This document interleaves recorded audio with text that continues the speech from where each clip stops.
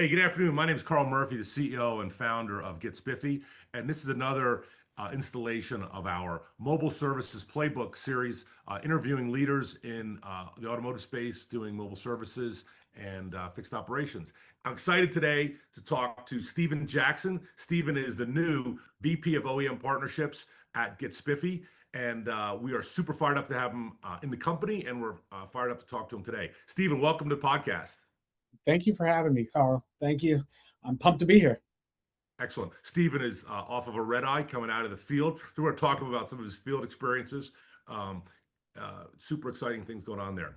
So, Steve, I always like to talk to people on the podcast, like, where'd you grow up? What'd you do? Sort of like, what was the Stephen Jackson 0 to 18, 0 to 21 sort of experience in life? I think the 0 to 18, I was raised in like a smaller town outside of Pittsburgh, and I was a big guy into sports, football, basketball, track. Always had that winning mentality. Hated to lose, hated it. I kind of still hold that today. I don't like losing very much. But then you look at the 18 to 25 college, but I think it really then I really got the bug to want to be in a sales aspect. I mean, you had the tech boom. You saw these guys going out and selling tech when I was younger, early 2000s, right to mid 2000s. And that really brought me into the SaaS side of automotive, technically, is that boom and just wanting to be involved with tech. And then I also had a huge love of cars. I love sports cars, probably like most little boys. Either love big trucks or sports cars. I like the sports cars route. That's kind of really my background and what kind of got me here today. Yeah, and so coming out of college, what was your first job like? I think it's I have kids that are sort of in that Yeah. period of time now, and there's a lot of pressure on them, and it's like, oh, there's this huge, I gotta, it's so important, and then, 5 years later, people in a different industry doing different stuff. Like, what'd you do first, and then sort of Yeah. how did how did that progress? So first, I had a typical sales job that I don't even think kids these days can handle it. Inside sales, selling subscriptions. So I Nice, sat in a cubicle, smile and dial as many calls as you can make to try to sell subscriptions to realtors to renew their realty license, and then doctors to renew their doctor's license. And it was really the books to do that. The right? amount of no's I got, I mean, grinded through. It was that smile and dial era. And that was really everybody I knew in sales was like, hey, man, you got to start inside sales and like really grind it out and try to get good at it. So, I mean, you could probably tell I have a gift of gab kind of. So I actually did end up excelling at it pretty quickly. Yeah, Um, but that was a numbers game, just on the phone all day. yeah, that's exciting. So, I didn't know that when we interviewed you. I would have like cut the interview short and just hired you at that point had I known you'd done that. A long time ago, I hired a guy for a sales role who sold vacuum cleaners for like 12 months. And he's like, I made a living. It was great training. It was like the hardest thing I've ever done. You know, Yeah, he goes, it takes a lot of balls to dump, you know, a bucket of dirt on some woman's living room floor. You know, 100%. It was takes, well, I mean, in those days, I was calling doctors in the middle of the day. You get them after surgery, before surgery. They'd be like, why are you calling me? you need to Yes. renew you need your continuing education, and I've got the books for you. You got to Exactly. well, it creates a lot of resiliency and creates a lot of grit, which is hard to duplicate in modern, like in 2026. Like I think parents don't they try to protect their kids from that sort of thing, and then they get to be 30, and it's like it never really got hard for them. Yeah. It gets hard later, and then you have no, you don't have the experience of it's 4th and 2. It's the fourth quarter, and you're down by 14 points, and you need to score and then score again, right? Or it's the 28th of the month, and you're 10 units behind on your quota, and if you want the seat on the first, you need to go find 10 units by Friday, right? Yep. And it just translates to so many different things. So It really does. and so then what'd you do after so you had this inside sales job. What'd you do after that? So after that, that's when I initially linked up with who would end up being my partner at Pocket Expert, Garrett Jockel, who he's the man, still one of my very close friends. But we ended up I ended up jumping on board. He had a multi-point inspection system called SMI. And I was like, this is it. I'm in the car game. I'm in the tech game. It was MPI. And really that was 2000, say 13. I got together with him on that. Right. And really MPIs and electronic MPIs were infancy. There were only really one big company was doing it. But at that time, dealerships were still in the Stone Age. Everything was still paper and pencil. Everything. Yeah. So that was my first real look actually at changing. There's some dealers today who are still in paper. Yeah, right. But that was my first real look at like changing an industry to progress forward, was seeing people still writing handwritten notes to parts and all of those things and writing down costs from parts and then handing it over to the service writer. I was like, you guys are doing all this manually and wasting so much time. Now, but that was also vice versa, my first look at like how hard it was to scale a company, especially when you're talking installs, getting to installs, how you train, the training type, the sales process. That was my first big look at it. And Garrett, such a smart guy, he was like, we need to pivot. And I was like, yeah, we need to pivot. This is difficult. So what can we do? And that really took me on. So that's when I co-founded with him as the founder, and also his father, Nick Jockle, who's an awesome guy, pocket expert. We actually tore out the texting piece of the MPI because we're like, you know what? Customers are making these phone calls and they're getting voicemails from service writers. They're not getting updates easily. But in our generation, we did start growing up on text messages. It was the Right. fastest way to communicate, Right. where we started taking that into dealerships saying, you guys aren't communicating well with your customer. The customer experience is not good for communication. And it really took off. And I'm really proud of what that company did in terms of setting a bar realistically of how to communicate in service. I think we did a great job at that. And again, bringing a process that was in the Stone Age to a relevant time period. Right. So a couple questions. One, when did you personally have your first cell phone? What I got my first cell phone when I was in eighth grade. eighth grade? Yes. And so what is that like? 20, Oh, that would have been 2024. no, No, 23. 2004. No, Oh, yeah, 2000. 2004. Sorry, 2004. Yeah, 2004. Yeah, interesting. Interesting. Yeah, 2003, Okay. 2004. So to recap, right, you left the sales role, you joined the startup, and the startup was primarily MPI, right? Correct. A digital MPI. Yes. And really it was enabled by phones, right? Like there were tablets and phones. So the miniaturization of computers enabled your business really to flourish. The broadband, Wi-Fi, cell service, all that stuff. Like you couldn't have done this in 1995. It would have been possible. Yeah, so very interesting parallel to Spiffy. We launched Spiffy in 2014. We were really doing mobile like 2010 or 11 as part of our car wash business, and we knew, again, my partner and I, Scott Wingo, had come from the technology world. He was a product guy, I was a sales guy, and we really saw this. The iPhone. I love my StarTech. I do, and then I love my BlackBerry. But like the world changed when iPhone showed up, right? Like the whole Yep. concept apps and you know as an entrepreneur I always look for the moment where like can I get rid of the QWERTY keyboard and just make it a screen that you touch, like people forgot like that was like a big deal, right? Yeah. Like there's no keyboard.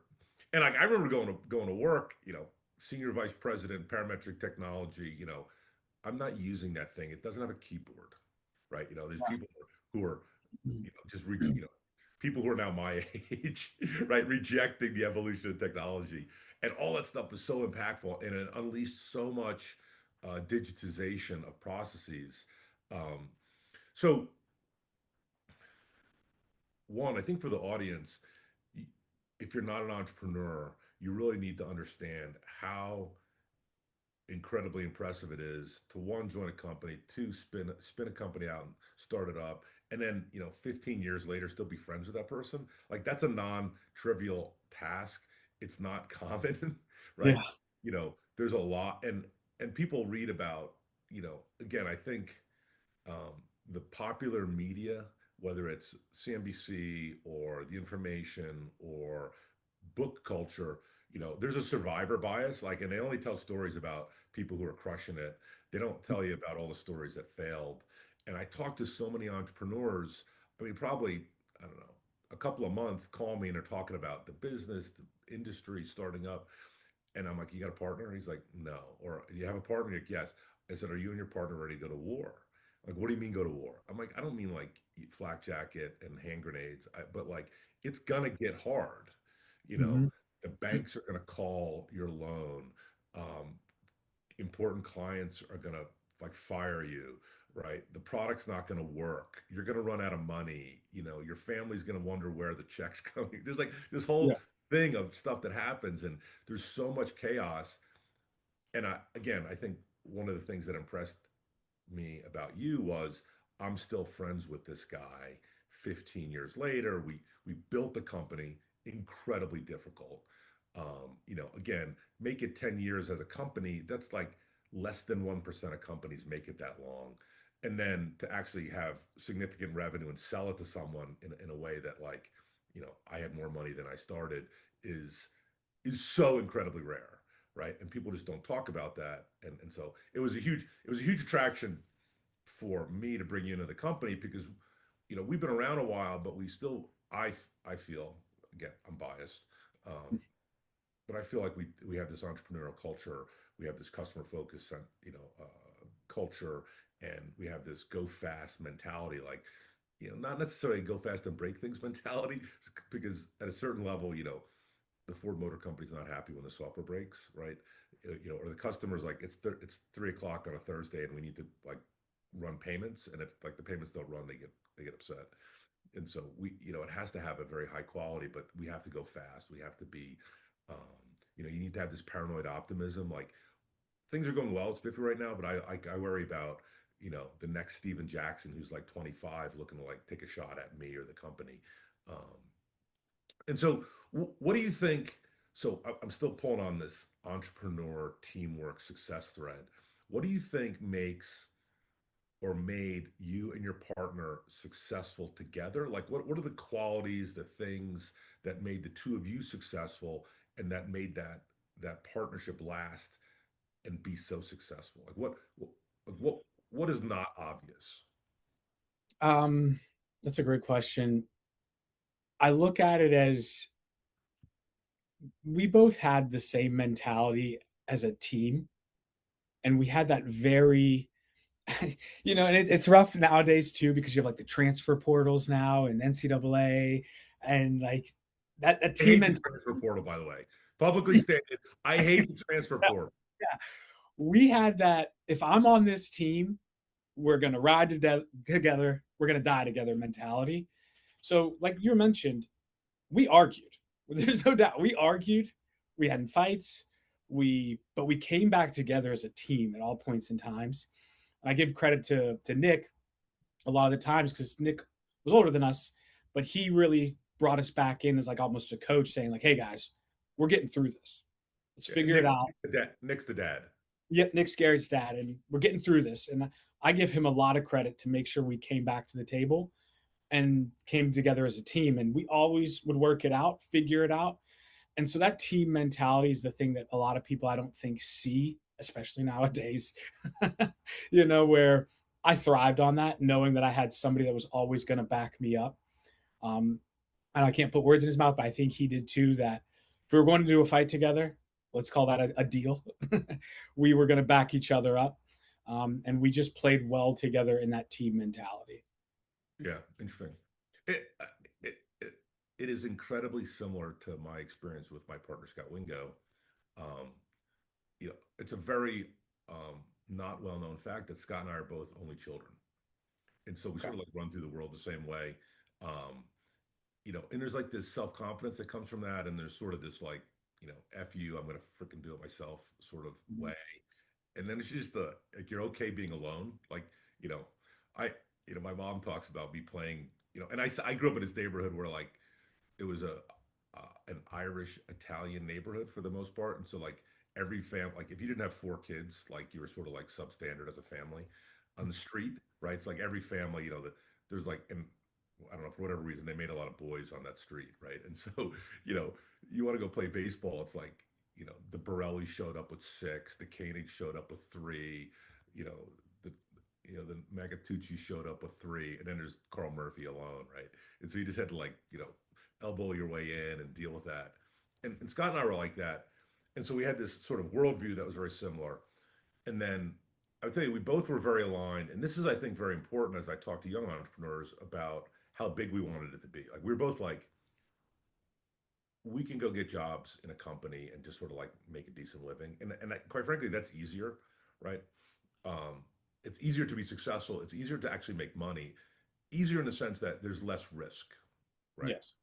Um, but we were like, we want to make this big. Well, what's big? I'm like, well, I don't know, big, right? Mhm. And so we were always sort of like, we always would like take this, if there was a plan A or a plan B and it was hard to decide, well, which one gets us further down the road to the bigger outcome with the least amount of risk, right? Like, how do you manage risk down, but like actually put yourself in a place to be bigger? Um, and so it's interesting. And then you know, I would tell you the watershed event for me and Scott from a teamwork, standing together back to back, and I was in the army and I hate at times military analogies, but like I felt like we were under siege at this one point. And this was during the 2008 financial crisis. This was in a different business than Spiffy, but Scott and I were partners, and we had bought a bunch of real estate in anticipation of growing. So we owned two car washes, and then we owned. I sort of lose track. We had two or three pieces of real estate under contract. We had two, and the banks hate if you're not fundamentally rich and cash flow, flush. They hate raw land because it has no value. I mean, it has value, but they can't really sell it. And so we had three pieces of raw land, and we had an operating business, and the world's got going sideways at the banking level in 2008, and they foreclose. I mean, they don't call it foreclosing, but like, hey, look, we'd really like you to pay off these bank loans. And I'm like, dude, it's $1.5 million in real estate. And like, yeah, we know. I'm like, I don't have $1.5 million. I don't have the cash flow for it, and you know that because I send you financials every quarter. Well, we need to go work on that. I'm like, work on that? Are you effing kidding me? And and so I go to talk, and so this comes up this is delivered to me, and I call Scott. I'm like, dude, 911. I have a huge problem. I did not cause it, but like it's our problem. And we had a cup of coffee at Starbucks, and he's like, don't worry about it. I'm like, don't worry about it. Wells Fargo wants $1.5 million, and I don't have it. And he's like, yeah. He goes, I just sold my company, and on my balance sheet I have $1.5 million, and they just sort of want it. And then interestingly, like after the financial crisis, I talked to the banker who'd gone to a different bank, and he's like, yeah, he goes, there are a bunch of entrepreneurs in the triangle who are more liquid, quite literally, than Wells Fargo. And the bank was just going around and knocking on people's doors looking for them to write them a check and help them out, them Wells Fargo. And um and I said to Scott, I said, Scott, I have like a house with some equity in it, and I have a savings account and like this piddly little 401k. You know, it's not getting us really where we need to be on this 1.5. He goes, I'm like, you're carrying all the weight on this if this thing goes sideways. He's like, I know. He's like, I don't think it's going to happen. They're just negotiating with us. And he had built a company and sold it. He was in another company at this point, and had that level of experience. But he easily could have gone really differently from a partnership standpoint. And I remember talking to my wife at the time, going to the meeting. I'm like, I got a tough meeting with Scott. I'm like Scott may fire me tomorrow. She's like, how is Scott going to fire you? And I said, well, you know, they want seven figures. We have like six. The gap is huge. I don't know how to make it work. I've never been in this place before, right? Yep.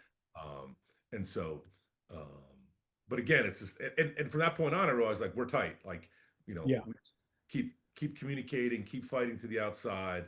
It was a great negotiating lesson too, because this is like 2008 ish, and I just at that point in my life, I learned the power of no. Like, no, I'm not doing it. You know, and unless like it's the sheriff literally with a gun and like you can just say no to pretty much anyone, and it gives you a lot of power. from a standpoint of like, no, I'm not going to give you a discount. No, I'm not going to pay off my loan. No, we're not going to do this. Just it helps really gain, gain leverage on whatever that situation is, whether it's internal or external. Okay, so you guys have this great partnership. You're aligned. Tell me about, so you had this, tell me about the evolution of digital MPI to text messaging again. Like, why did you choose text? And then, like, it started to grow. Talk me through first customer, pilot customer, evolving the product suite, and then when you ended up, I know you sold the company. Tell us about that and how that happened, and like how big was the product in a rooftops, OEMs, that sort of thing. So yeah, I mean, Garrett's the mastermind on why the texting. Um, Garrett was very product oriented. He was very good at thinking of those type of things. I mean, you could probably tell by me talking so much. I was the face and the sales guy, right? Give me a product and let me take it, right? I'll tell you why it's not good when I come back with no's. But the real thing and why he really pulled that out, if I recall, it was a very simple solution to a very large problem. The large problem was the communication factor being so lackluster. Updates being sent, an easy way to communicate with in service for a customer and a service writer, right? That was a very big problem, hurting CSI scores, hurting sales of the MPI, right? Because you weren't getting responses quick enough either as a service writer. So taking out what you can call a small functionality of just text messaging was a huge solution to that very large problem. And then when you look at the scaling of it, right? Scaling a solution like that, we got very, I don't want to say lucky because it was a terrible time, but we trying to just penny pinch. In my mind, we were one of the first companies that were doing Google Meet, Zoom meetings for sales. We weren't pounding on doors. We were getting service managers to figure out on their desktop, which they never did these types of meetings. Hey, log in this way, do it this way. Service managers taking 30 minutes to log in just to see a 15-minute demo. Yeah, yeah. But we would just demo from Pittsburgh, Pennsylvania. And again, not a great thing. But when COVID hit, also, we were one of the first people that already knew how to do it all. We could demo from Pittsburgh, where other companies were catching up. We need a Zoom login, we need a Google Meet login. We were already doing it. So we really flooded the market with the system at that point in time too. Because again, you couldn't walk into a dealership really. You had to drop your keys off. Communication was huge then, and we were already on the forefront of making it happen. So we saw a tremendous growth at that time, um, which really then rolled into, I think, your one question is how did you kind of get to the crosswalk of selling it or keeping it? You really, as an entrepreneur, at a lot of points in times have to think to yourself, am I going to scale this company in terms of adding more software to it, more solutions? Am I going to look to partner with more people who already have the solution? Or am I going to sell the company? Yeah. And in our space, Such a hard decision. Like, exactly. look, if you're not an entrepreneur and you've never been there, that is like such a hard decision. It really is. And you got to sit down and really put pen to paper and figure out where you're at on all of those levels. And for us, because we really didn't focus on the MPI at all anymore, that was going to be really bringing an MPI back out, bringing a scheduler back out, a parts catalog. You're looking at all these things and you're like, oh my gosh, all right, how much money is this going to cost? Now you're looking at investors. Right. Okay, now we're looking at investors. Oh man, who's gonna make this? We need more coders. Who's gonna code this thing? Right. And so you're bringing all of these things into the mix, and then you just sit back and say, I mean, we've scaled a pretty big company, and I don't want to say we got lucky, but it just so happened we were talking to an investor that also worked with My Karma, and they were like, hey, you should talk to these guys. And at the time, My Karma was our biggest competitor in our eyes because the other guys really weren't doing texting and payments and tech video like we were and My Karma were, which they had a great product and we had a great product. Um, I give credit to Uj. Meeting him at first, he's awesome. He's a very smart man. He's built a heck of a business. And he looked at our business and he was very impressed with us. He was impressed with the size of our company. I mean, we were doing this with pretty much 9 people. And you asked about scale. We scaled this to almost 600 rooftops with 9 people. Dude, And people's minds were just blown. that's like spectacular. I love that. And so, yeah, we were always penny pinching and just figuring out ways that, hey, we don't need to hire more people. We have a good team. We can do this. And we just went out and did it. Uj was very impressed by that, impressed by our rooftop count with that. And we really, really were impressed by what My Karma had built. And they could just pretty much take us in and take our customers and do right by our customers. Because at the end of the day, that's what you have to think about too as an entrepreneur is like, who got you here? It's your customers. It's the people that bought it, right? I mean, it's your team, but it's the people that are paying you every single month. They got you here. So you have to look and say, hey, is this the right move for my customers as well? I don't want to do wrong by them. I don't want to just sell out, as we would call it, right? And Mhm. good luck. Our customers got us to the point where I'm still friends with a Yeah. lot of our customers from that time. Right. Yeah. Well, and what's interesting again, as I learned about your career history through our interview process, you'd spent a fair amount. So My Karma bought your company. They integrated the product with their product. Um, it went well, at least from the standpoint of what you told me. Um, I've seen you with customers who like you sold product to, and they didn't, you know, throw a knife at you when you walked in the door. So they must have been happy. Yeah, That's not always the case. no, that And was the case. um, and then you stayed there a couple years, which is interesting. Like um, often the DNA of a bigger company creates antibodies to the entrepreneur, and they get like flushed out, or they leave or get flushed out because the antibodies of the bigger company sort of reject it. And Spiffy, we've been independent for now 12 going on 13 years, and we've bought some companies. Mhm. And again, the thing that Scott and I agreed on was like the math has to work, like the price and what they're going to bring to you from a customer base or a product or team. Like there's a couple of reasons why you buy a company, but the culture has to align. Mhm. Otherwise, because in most cases, and certainly in our business, right, services and software, like you you want those people to hang around, and I think we did a good job of it at Spiffy because of the cultural prioritization by Scott and I.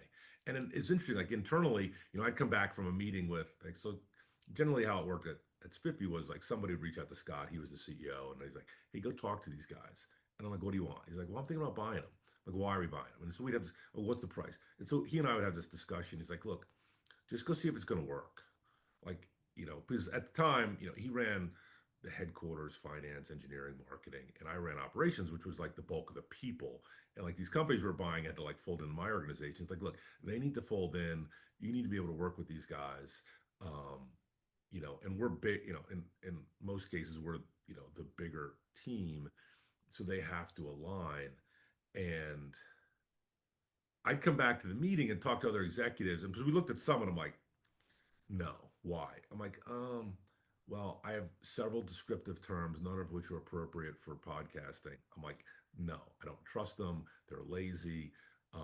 They're lying to me. How do you know they're lying? Well, because they said this and this, and I know this is true. Or they said they know this guy, and I know this guy, and he hadn't remembered them. And so like all this like BS floating around, and there's posturing, and I just like if it's like that now, like what's it gonna be like in a year when we have to do harder stuff, right? And in other cases, like, oh, those are pretty good guys. Like there was one company we bought, and I was just against it. We were busy, had a lot of stuff going on. The initial price I thought was way too high, and I was talking to the person internally who came up with that, and he sort of got mad about the whole thing, and I'm like, I don't want to go deal with it, and then so I like left, whatever, and a couple days later, Scott calls like, hey, that deal we were talking about, why don't you go take a look at those guys? I'm like, you're gonna like pull the CEO thing and tell me to go do this. He's like, no, I'm not doing that. I goes, I hear you on the price. Like, I do think it's valuable for us because they had operations in a geography we didn't have. They had some customers we didn't have. They had some really good people that we needed, and it was just hard to find people who had that experience. And so I went out there, and we're going back to the airport, and I'm really quiet in the Uber with the other guy who shall remain nameless. He's like, "How's it going?" I'm like, reluctantly, I like these guys. He's like, reluctantly. I'm like, yeah, I really came out here looking for like a bunch of red flags, and you know, there really aren't that many. Other than like, I think we should pay less, right? And so, um, in any case, I think there's this interesting dynamic for acquisitions that is very not spreadsheet, right? Like it's not about the math. I mean, that's like foundational, it's sort of like you got to show up to work to be good at work, but like what you do between, 8 and 5 or 7 and 6 or whatever your sort of thing um, is different. And so tell me about, that's a long intro. Tell me about how you stayed at My Karma for so long and sort of what that was like for you personally. I think I stayed for so long because it's really, for me, it's really one of those analogies where you probably hear people say, all right, to go to the next level, you need to change your environment. To go to this level, you need to change your environment. And I felt like, and I think my partner Garrett felt like, hey, we can level up in our industry, our knowledge at this company. Right. And I really did. I stayed there for like 3.5 years, absorbing just a ton of information, a ton of knowledge on the industry, how a much larger SaaS company runs. And that knowledge, you can't just, they're not teaching you a lot of these lessons in school. When you take that level up to a much larger company, it's very hard to learn a lot of the lessons I learned there. And I really appreciate Oosh really helping me out too, because I got to see him work and how like a larger company CEO. I don't want to tell Garrett he's not a large CEO, but yeah, Right. I really got to see how a large company CEO runs an operation so well, and that learning experience is extremely valuable. And that's how I stayed so long. I just absorbed all this knowledge. Yeah. Interesting. Yeah. Well, yeah, Spiffy has gotten bigger. I've had to really evolve how I lead and manage. And we have guys around the company, that have been around since, oh, you guys have been around since the beginning. And, you know, I'll like get in somebody's backside about something. And, there'll be some chirping about, Carl's hard, demanding, overbearing. And these other guys are like, dude, no way. You have no idea what that looks like. You should have seen Carl in 2014 when we were launching mobile and, Raleigh and, you know, yada, yada, yada. And my point is, as an entrepreneur, if you want to stay in the game, in the mix, you have to evolve your skill set. And some of that is like self awareness. Like I'm no longer, you know, you guys were great at the scrappy 10-person company, Zoom, be cheap, frugal, take care of you were great at that. And it's like, okay, now we join My Karma. I mean, they probably had hundreds, I mean, I'm guessing a couple hundred employees at that point, right? And they have this whole culture and they have all these people who have portfolios and leadership styles. You're like, okay, now I'm the outsider. How do I fit into this family and be effective? And I'll tell, you know, going from zero to, almost $60 million in revenue, you know, me as the employee building vans and running scheduling to, you know, hundreds of employees across the country. At one point we had almost 600 employees. Um, uh, you just have to evolve, and it's hard, right? And it's confusing to other, like, certainly it's for me, it's Spiffy. Um, the longest term employees get confused by my evolution. They're like I have guys in operations like, Carl, I need like 2018 Carl to show up and like talk to some of my guys, right? And and it's sort of like I need a Bobby Knight like halftime speech where we're losing, right? Yeah. He's like, I need to do everything but throw the guy against the locker. I'm Yeah. like, Don't throw the chair. no chairs, no violence, no personal threats, but like I need some of that intensity. And I'm like, oh, can we do it some other way? Like I'm out of practice. Two, like I don't really want to be that guy anymore. That was again 2015 Carl. And we had 5 vans, 6 technicians, one person answering the phone. Just like a totally different organization. Um, and so tell me about again, long intro to how did your leadership and management style change at My Karma from um, uh, your startup? I think the change really was you can't look at anymore. Pocket Expert was really family oriented, right? They're a small team, you're family oriented, you're all together for one common goal. And it didn't change at a big company. You're still together for one common goal, right? And that's sell. But now you have so many sub goals.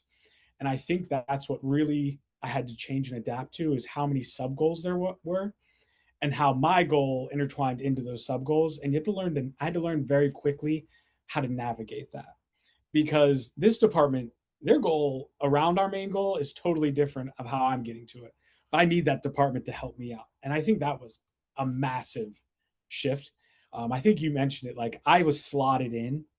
There was no more Steven could say, hey, Garrett and I want this done this way. You know, you had to really navigate that landscape at a large company, which I'm just I'm so happy I had the chance to do that with Right. them because it really again taught me so much of Yeah. all right, I need to get convince the engineers to get this to me by Friday. I'm not their boss in any way, shape, or form. How am I going to convince them to do this? You know? Right. Yeah. Well, it really helps you improve your leadership skills and your powers of influence and your ability to navigate. And people will call it politics, but like it, I mean, it is and it isn't. It's just like, hey, bigger organizations, there's multiple priorities. Those priorities generally are okay. Like that guy's team is contra to me, but I get why people are doing it, or contra in the sense that maybe, he wants to deliver this thing in 60 days and I want it in six, right? Yes. Um, so interesting. So then, uh, what did you learn? So I want to transition to industry knowledge. Again, I think one of the values that you bring to Spiffy as an executive is deep industry knowledge. I have become very humble in the last year as we communicate and sell to more OEMs and more rooftops, right? Franchise dealers. How much I'm an outsider. I wouldn't describe it as ignorant. I just think it's a different perspective. Um, and so I'm working very hard. I mean, and again, a big part of bringing you on board was like, look, the guy really just understands the industry in a way that like maybe I don't, and certainly has a different perspective. Again, was at this large software company, built a company, and sort of had this grow into the industry, and then sort of like manage bigger company, and then you went somewhere else. And so, tell me about the OEM franchise relationship and how it affects software companies and what you've learned about that from your experience, and then sort of how that applies to Spiffy. Yeah, I think what I've learned about that, there's always two approaches with the software, right? And you can just like anything else, you can go top down, which that's the OEM forcing it down on the franchise, or you can go bottom up. Franchise, you get a whole bunch of franchises using it. They tell the OEM, OEM then looks at it and kind of not mandates it all the time, but says, hey, this is good. Let's put some power behind this. That's the first thing you learn pretty quickly is, I mean, at Pocket Expert days, we really found initially our like, I call them home bases. We had a dealer group in my area that we partnered with, we did everything with. I put new tech in their dealership. They tell me what's wrong with it. And I take that out to more dealers, right?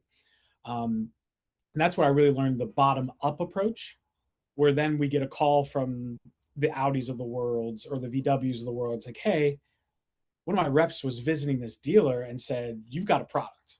And you're like, I do have a product. Do you want to check it out? And then when you grow, then you start to learn, oh, wait a second. There's another way to do this. I go directly to an OEM, show the OEM the product. It just so happens their initiative this year is, let's say, for example, I need our CSI is terrible. Had one OEM like that. And we bomb on these two questions. I think you can help us. And you say, yeah, we can help you. And that OEM then takes you to all of their dealers. And I think that's one of the biggest things in our industry that you need to understand. But in between all of that, working with both sides of that coin. You need to understand that the OEM is going to have their initiative, dealer has their initiative. They need to come together on the initiatives. And if you can get them to do that, you're great. But if they don't come together, yeah, sometimes it gets a little dicey. Yeah, I I've learned that there's a Venn diagram, right? OEM initiatives, franchise initiatives, and then like the meat for you as the entrepreneur and the startup is like that incredibly small slice of overlap. Yes, exactly, exactly. And, and then and then there's also like, those are they're families, right? The OEM franchise world is a family, and at times it's dysfunctional, and at times the OEM does things that annoy the franchisee, and at times the franchisee does things that annoys the OEM, and they like, they're big company OEM entrepreneurs, startup guys, you know, a lot of these franchise dealers are third generation, you know. I love talking to the owner. Like I started washing cars in that building that we just tore down. I hated that job, and I was so glad to tear that building down as the third generation owner of, Karl Murphy Ford or whatever the business is. Um, and so it's strategically and tactically, like where do you go and how do you choose? Do you have an opinion on which is better? Top down or bottom up? I think they work equally well. Yeah, But the big thing with it is whatever one you're going to choose, really go for it. yeah, Because if you're teetering on a line, that's when communications get messed up. Why are you talking to them gets involved, and that whole family dysfunction you were just talking about starts to play a role, right? yeah, Um, but I think they're equally good, yeah, if not great. But you yeah. really have to pick a lane and say, I'm going for this lane as a person. Yeah, we've been selling to dealers since 2024, and we had really like zero love from the OEMs in 2024, like zero. So we didn't have the option of choosing. So the complexity of execution was simplified by the decision, like, yeah, whatever. A lot of that was they didn't believe in mobile, so they didn't think it was important and they had other stuff going on. So we sold to franchise dealers who believed in mobile. And, just today we announced our partnership with Hyundai. And, we've, and this as VP of OEM Partnerships, there's things that Hyundai wants to do that the franchisees don't want to do. There's things that franchisees want to do that Hyundai doesn't want to do.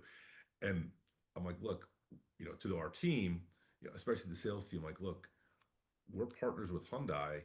We have to be very sensitive to their goals and objectives, right? And we need to give them time to work through it, right? Whereas, and and again, global corporation, their decision cycle is like fast, but I would describe it as not like our decision cycle. And so, I spend a lot of time, you know, putting reins on our team to like, hey, look, you gotta jerk the sales team every now and then. Like, look, we talked to Hyundai about it. They're working it. Like, give us some time. And our guys are like, they measure time in minutes and hours, not days and weeks. And I think our global partners are sort of like days and weeks. And so it's exciting because it's a very I'm very proud of the fact that a global corporation has chosen to um, plant their flag, in our headquarters and say these are the guys who are going to help our franchisees get successful. Um, but then you have to really, again, much like when your company gets bigger, your customer base gets bigger and they have different priorities, and you got to be um, one, aware of it. Two, you really need to elevate communication, which is why you're here. And then, you need to be patient about it. I am, my superpower and my personal defect is impatience. And this as a startup person, right? Like if you're not impatient, like the company never gets momentum because you just have to like, wake up Saturday morning on 4 hours of sleep and go do something that annoyed you that didn't get done this week, right? And that's how you grow business from zero, right? That's how you create momentum. But again, with big companies that have lots of momentum and lots of priorities, like you just need to like sort of get into their decision cycle and communicate with them, that sort of thing. Um, Interesting. So let's talk about you and Spiffy, like you chose to make your new career home Spiffy. You've been incredibly successful as an entrepreneur. You worked in, what I would describe as bigger companies with more momentum than Spiffy, and you had other options. You don't need to talk about the other options necessarily, but as you looked at other options and you looked at Spiffy and you looked at the automotive space, like what was going through your head when you were talking to me and you had time you talked to Connor and Aaron Freeman, like you met the executive team here. Tell me about that thought process and sort of what you see from the outside. I'm always interested to see the blind spots and the gaps that we sort of have internally. So I think when I was looking at the company, talking to you guys, I'm a lucky guy because I've been in the industry, so I can make some calls, right? I can make some calls, and I mean, we had that mutual friend, right? Um, where I was like, "Hey, what do you think?" He's like, "Oh, great company, great outfit. It's right up your alley on size." Gave me all the great stuff about you guys, which was good because he was an outsider. He doesn't work here, which was awesome. But then also I had to go and do some due diligence, He, right? And he I had the advantage of meeting me in Las Vegas, and we poured some bourbon into each of us over a couple hours. right, so he knew And you. well, it's interesting. If you're an outsider, you're a startup person. It's so hard to hire great people. It's so hard. There's a lot of like okay people out there, but hiring great people, it's just hard to find them. And like the hack is you need a referral, Yeah. right? You just need someone needs to say this guy is good. You need to figure out if his good fits into what your team needs today, right? Um, I was at a conference and I got to hear Mark Andreessen speak, and somebody's asking about like how to get a meeting with him and how to raise money and get on the cap table? How do you get A16Z on your cap table? And he's like, yeah. He goes, it's hard. You just need to know somebody. He goes, I hate to tell you that, but we have so much inbound and we're so big. I don't think my partner and I, Ben, invest in a company unless you came in referred, right? And he's like, that's why people move to Silicon Valley because they work for people. They had three companies, they grind, and you either become a good product person or you become a good go to market person. And you had some experiences like, look, failure's fine. Like, I don't care that you failed. But he goes, the referral is how it starts. And he goes, you may have crazy ideas, but that's okay. We're in the business of crazy ideas. And so literally, like, we have this board member who's been so helpful for us, this guy David Mondragon, who came from Ford, ran Ford Canada, was head of Ford sales in the United States, and he's been really helpful for me in bringing clarity to like explain this thing in the industry and be like, why is this important? Like, I don't think it makes sense. It doesn't make sense, or I'm missing some facts, and so he helps me with that. And like, so it's 20. This is now June of 26. I forget when I talked to David, but he calls me and he goes, he goes, you have an issue I want to talk about. He's like, okay. So he's like, look, you need somebody who can go talk to OEMs. He's like, it's a gap in your business. He goes, you don't know them. You don't have these relationships. Your team, he's like, your sales team's good, but like they don't know anyone at insert the blank, one of 18 OEMs. He goes, you need somebody who understands that. He goes, they're big, they're complicated, they have process, they have their own sort of thing, and you need somebody who does it. I said, you're right. I said, it's not the right time right now. Like, I need some more success because that person doesn't. I don't think they want to go from 0 to 50, but I think they want to go from 50 to 500. He's like, you're probably right. And as an entrepreneur, I brought that to him, right? I'm like, look, I think to recruit great talent, you need to have some verifiable success, and you need to have some places where like, hey, go call these guys, our stuff works, and we're getting ready to explode.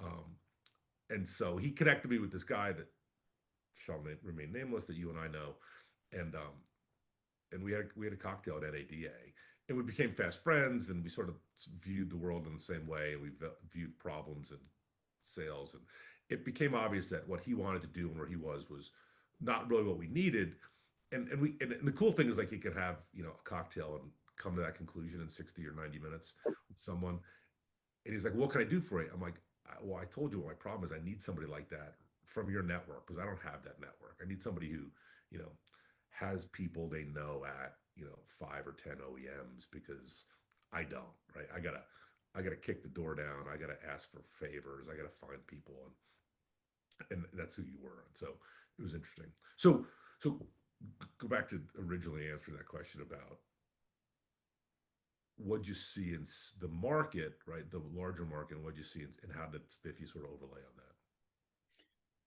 Yeah, that's where the due diligence came into play, just searching where mobile service was at this point in time in the ecosystem of dealerships, OEMs, and really it was pretty simple to see that Spiffy is about to take off because consumers are coming around to that convenience factor. Um, I think it's JD Power. They've now started involving um, service experiences with like Tesla, Rivian, and comparing that to the big OEMs and saying they're offering a better experience than the big OEMs because of mobile. And as soon as I saw that too, it's like, oh, this is about to take off across the industry. It just hasn't the fire hasn't been fully lit yet. It's about to be, and gasoline's about to be poured on it. I truly believe that because when you start getting data in there, and now that I'm here, I'm starting to see the data. I'm so excited. I'm like, you made the right decision. But you start seeing the data and you're like, man, customers truly do want that convenience factor. And I even heard you say it in one of your, I watched your New York TEDx event. It's like anything else. I get Amazon delivered to me multiple times a week, not by my wife, but you know, you're getting Uber Eats, Amazon, everything can come to my doorstep. And that convenience factor, I think that's the next evolution of the OEMs is offering mobile service and how people now operate. Yeah, it's interesting. Um, the mistake that my partner and I made in 2014 was timing. We were right. We were just like a decade early, Yeah. quite literally. And I think it's a function of we are early adopt. He and I were early adopters of technology. He was an excellent strategy person, and he was an excellent um, understanding economics and how that flows through the system, which then could drive like evolution of technology and then strategy about how to get that. And I always told him like Scott, like your IQ is like 30 points higher than most people you're talking to include executives of big companies, and you're like 5 years ahead of them strategy wise, and you need to like bring it back. And again, I think our challenge at Spiffy was we started in 2014, and our we said this to investors. Our pitch was we're going to be the Amazon of automotive services, and what we meant by that was we need to go build the physical infrastructure. For us, it was vans and humans, which is very unpopular to investors. Like venture capitalists hate humans and they hate like capex, right? Mhm. That's sort of different today in 2026 with the rise of AI and data centers and robots. And I think there's this huge pivot in the VC world. Like I have to accept that there's a lot of capex in here, and it's causing a lot of confusion in the market or like uncertainty. But for us, like we just fought that in 2014, and we would start our pitches with this is where the world's going, Amazon of services, the Uber Eats, Uber Eats, anything digitally convenient coming to your house is going to happen in automotive, and we're going to be the infrastructure layer for that. And we have to go build the vans and the humans because Amazon's AWS product, which like today is, I would say, more commoditized. When it came on the market, IBM didn't have, cloud computing. Microsoft didn't have cloud computing. Google didn't have cloud computing. Amazon built that because they needed to solve their own problem for their e-commerce business.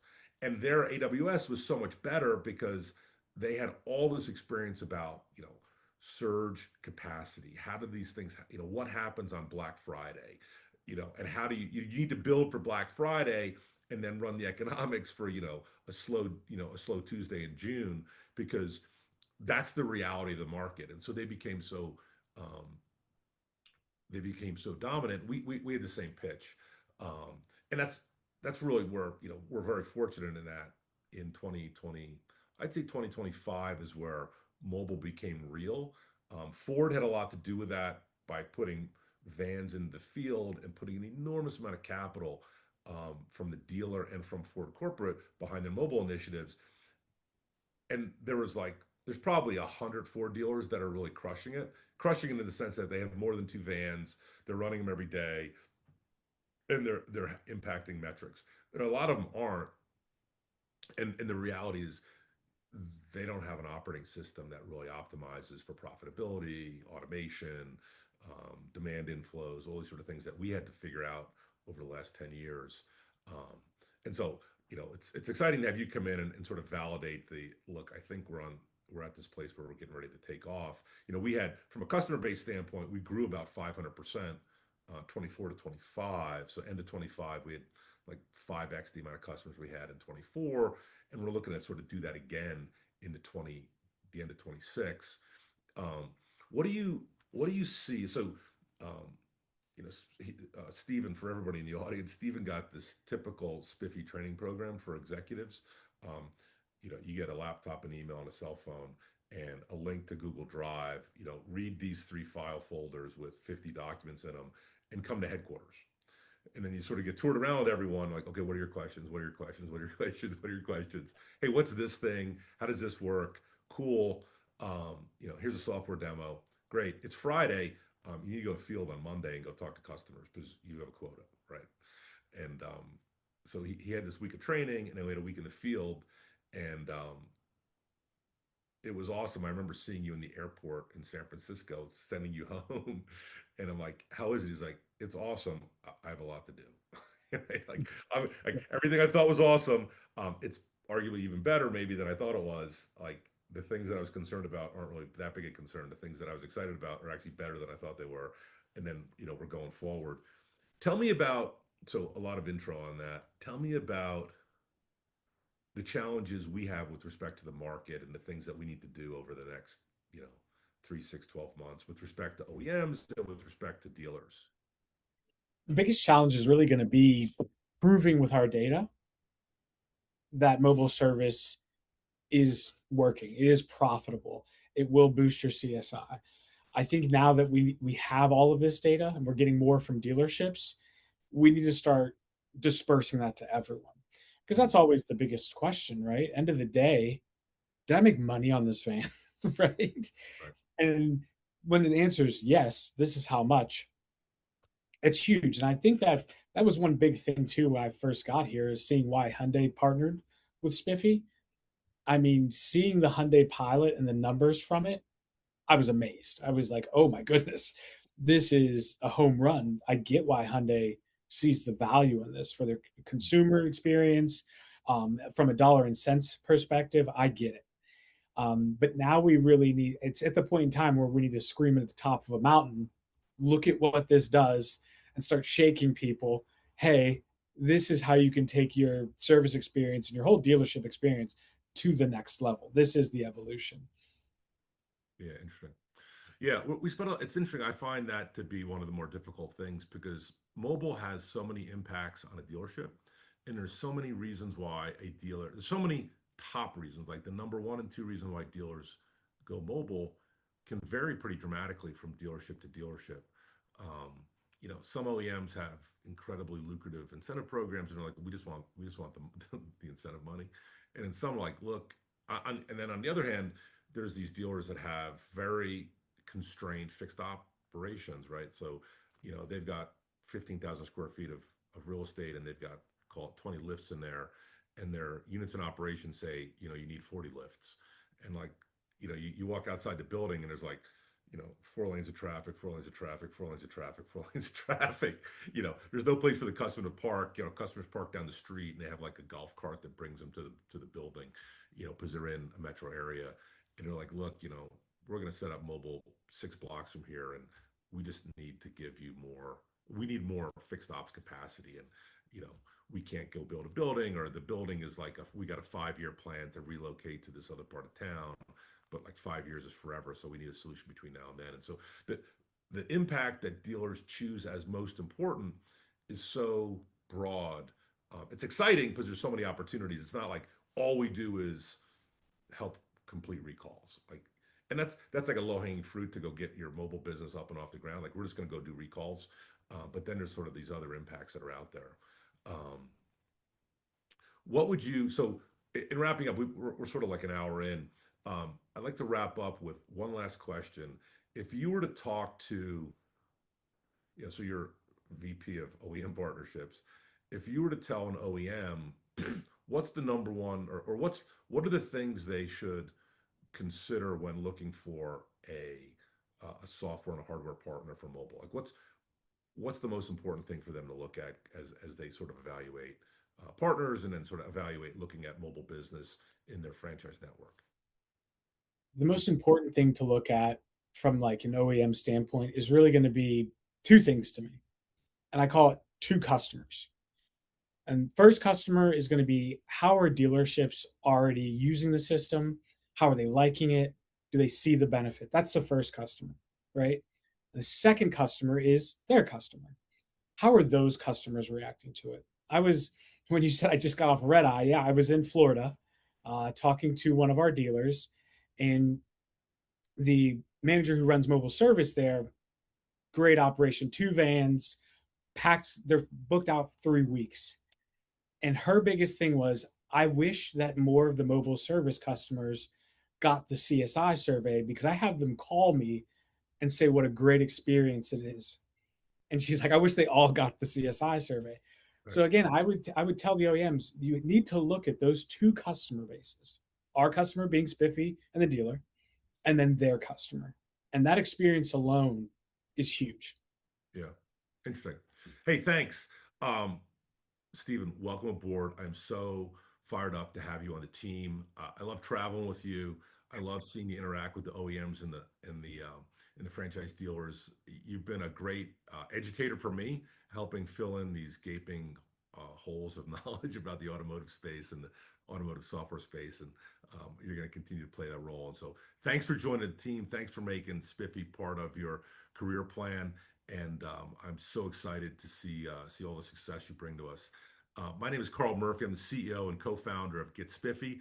This is the Mobile Service Playbook podcast series, and we spoke with Stephen Jackson, VP of OEM Partnerships at Spiffy, automotive entrepreneur, software expert, um, Dragon Slayer. He's on our team, and ring him up. You can find him on LinkedIn and at getspiffy.com. Have a great week.